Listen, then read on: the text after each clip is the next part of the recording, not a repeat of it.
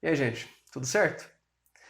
Na aula passada, a gente viu que quando você acaba de coletar os dados de uma pesquisa, você tem o que a gente chama de dados brutos. Aí você organiza esses dados em ordem crescente ou decrescente numa lista. Aí você tem o que a gente chama de haul. Agora, imagina que a quantidade de dados que você coletou é muito grande.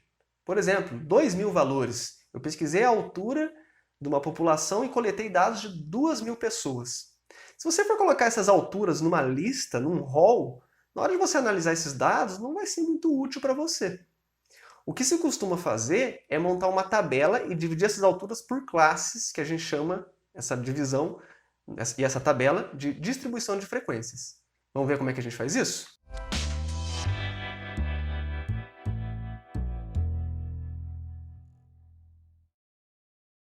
Então vamos lá, gente. Para dar um exemplo de como a gente pode usar essa tal distribuição de frequência, eu vou colocar um probleminha aqui, ó. Em uma reunião em família, onde estavam presentes várias crianças e alguns adultos, mediu-se a estatura de 40 pessoas em centímetros, apresentados no rol abaixo. Vamos montar uma distribuição de frequências com estes dados. Então, olha só, coloquei aqui os dados de 40 alturas. São 40 pessoas que eu peguei a altura. São 8 colunas com 5 linhas. Chamei de rol porque é uma lista de todas as alturas e já está ordenado. Começou no 80, 87, 90, 98, até um bem altão lá, de 2,10 m. Certo? Agora, estou pegando com 40 para a gente fazer um exemplo palpável para uma aula, mas imagina que fossem muito mais. Você coloca só todos esses números aí numa página, você não vai conseguir fazer uma análise. É por isso que a gente usa a distribuição de frequências. A gente vai dividir essas alturas em classes e fazer, ó, nessa classe de tal altura até tal altura tem tantos, de tanto a tanto tem tantas pessoas, e assim por diante. Certo? Seria uma tabela com essa característica. Ó. Isso é que a gente chama de distribuição de frequências. Então, olha só, eu coloquei aqui uma coluna de estatura em centímetros, e aí eu coloquei algumas classes. Ó, cada linha dessa é uma classe. Então, por exemplo, a primeira classe aqui eu coloquei de 70 a 95. Essa divisão de quanto a quanto vai cada classe, aí vai dependendo da sua pesquisa. Até tem uma certa regrinha que se pode usar para determinar qual que é a amplitude melhor da classe. Por exemplo, a amplitude da classe que eu estou usando aqui, ó, de 70 até 95, é uma amplitude de 25 centímetros. E eu peguei essa amplitude de 25 e usei em todas. Então aqui foi de 25, aqui ó, de 95 a 120 foi mais 25, de 120 a 145 mais 25. Então eu mantive uma mesma amplitude em cada classe. É o mais comum de se fazer, mas também não é obrigatório ser. Certo? Repare que o primeiro limite aqui ó, da primeira classe é 70. Aí eu olho lá nos dados, o menor valor é 80. Por que eu não comecei no 80? Normalmente a gente não começa. Certo? Você pode até começar com o menor valor, mas normalmente a gente começa nessa primeira classe um pouquinho antes do menor valor. Certo? E aí depois eu somando essas 25, 25, pego o término de um e começo no outro. Terminou em 145? Então a próxima classe começa no 145. Terminou no 170? Então a próxima classe começa no 170. Certo? E repare que a última classe ó, acabou um pouquinho depois do maior valor também. O maior valor de altura era 210 centímetros e a última classe acabou no 220. Tudo bem, não tem problema nenhum isso aí. Tá? Agora, como é que a gente monta essa tabela? Então, a primeira coisa é você definir suas classes. Aqui eu já deixei definido, certo? Não vai fazer parte do nosso curso um estudo de como a gente faz a melhor classe possível, não. Basicamente, a gente tem mais é que interpretar uma distribuição de frequências, mas acho que a melhor maneira de a gente aprender a interpretar uma distribuição é montando uma. Então, eu coloquei aqui já algumas classes pré-prontas. Agora, como que a gente completa? Ó, aqui eu estou colocando uma coluna de frequência absoluta e uma tal frequência relativa. Frequência absoluta me diz a quantidade de, no caso, pessoas que têm a altura nessa classe específica daquela linha. Então, na primeira linha, ó, a classe de 70 a 95, eu vou lá e conto na minha tabela. Quantas pessoas têm de 70 a 95 centímetros? Olhando na tabela, são essas três aqui, né? 80, 87 e 90. Então, a frequência absoluta dessa classe é 3. É a contagem. Quantos tem lá? Depois, de 95 a 120. Então, vou lá na tabela. Quais são os que são de 95 a 120? São esses daqui, né? Ó. Ah, mas o 120 não conta? Não. Esse símbolo que está aqui, ó, esse símbolozinho, ele indica que você considera a pessoa que tem 95 centímetros, mas não vai considerar o que tem 120. Esse você vai considerar na classe seguinte, certo? Então é só até o 119, no caso aqui. Isso dão 8 pessoas, né? São 2 mais 5 mais 1. 8 pessoas. Então essa é a frequência absoluta.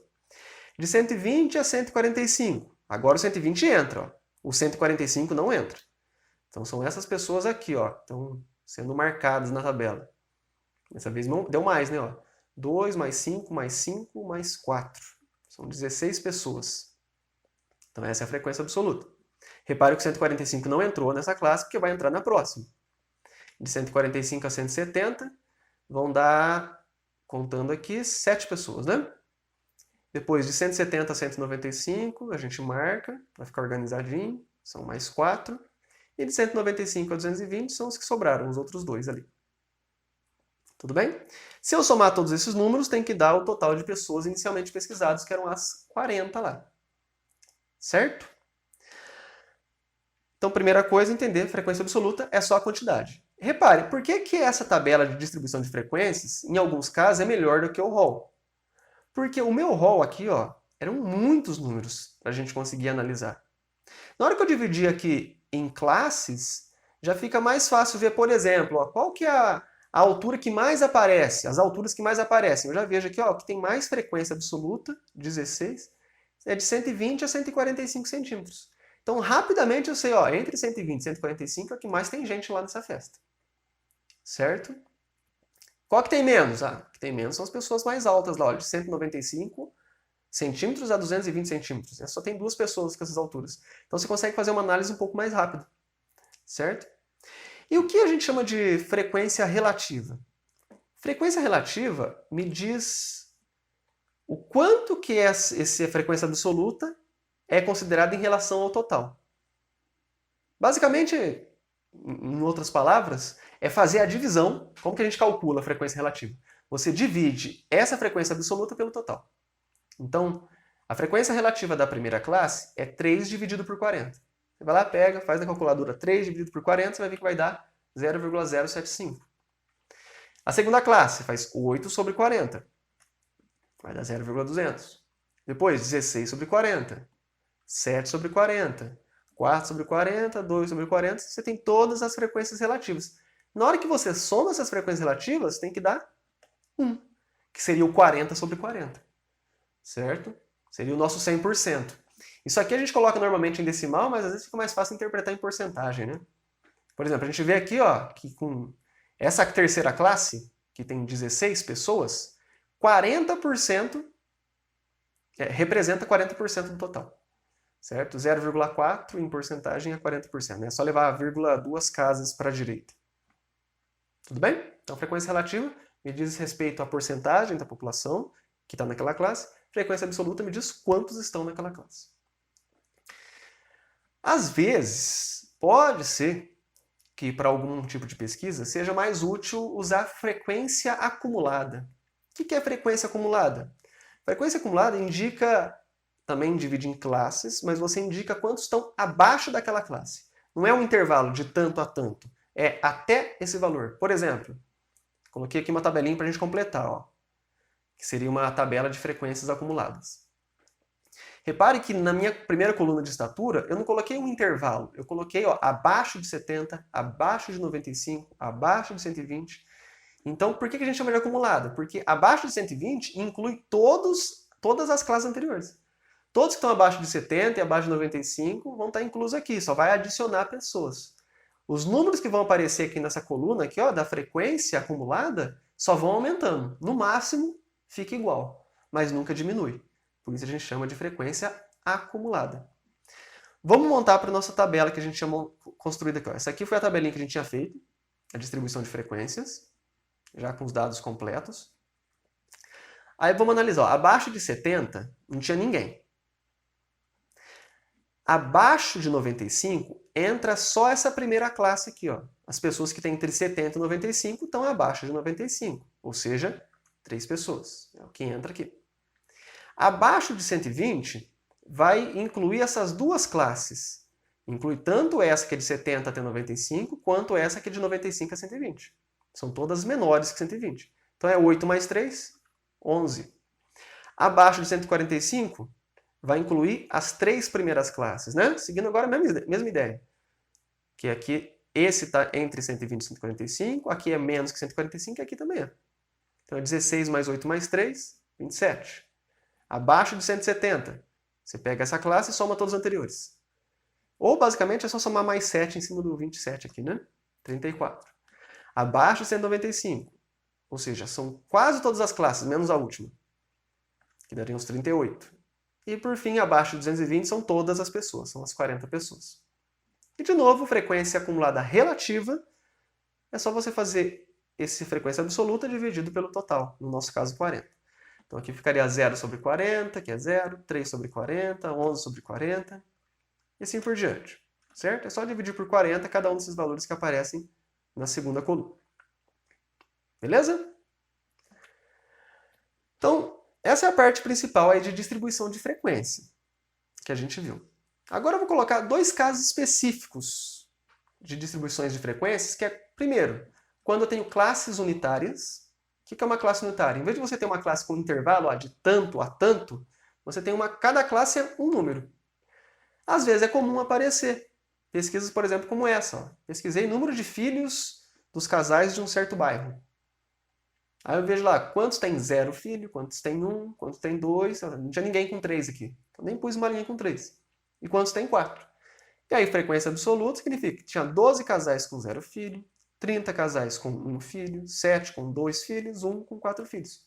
Repare, a minha classe, que é a variável filhos, eu não coloquei de tanto a tanto, eu coloquei um número. Então essa é uma classe que a gente chama de classe unitária. Mas tudo bem, o jeito de montar uma tabela dessa é o mesmo que a gente fez até agora.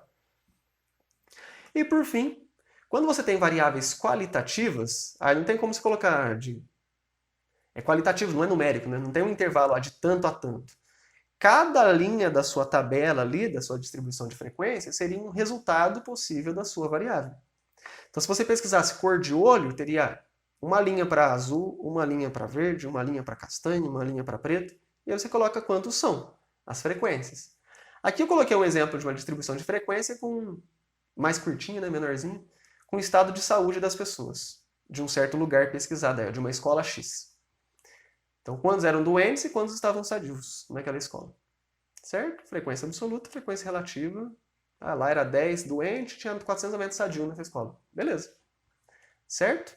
A única diferença da tabela para as anteriores é que você não tinha aqui um intervalo e nem um número. Aqui são as escritas da sua variável. Certo? Os resultados possíveis dela. Tudo bem, gente? Então, com isso a gente encerra essa aula de distribuição de frequências. E na próxima a gente vai entrar com representação gráfica dos dados. A gente vai ver basicamente 4 tipos de gráficos que a gente pode montar. Existem muito mais, mas vamos exemplificar com 4. Beleza? Até mais. Tchau para vocês.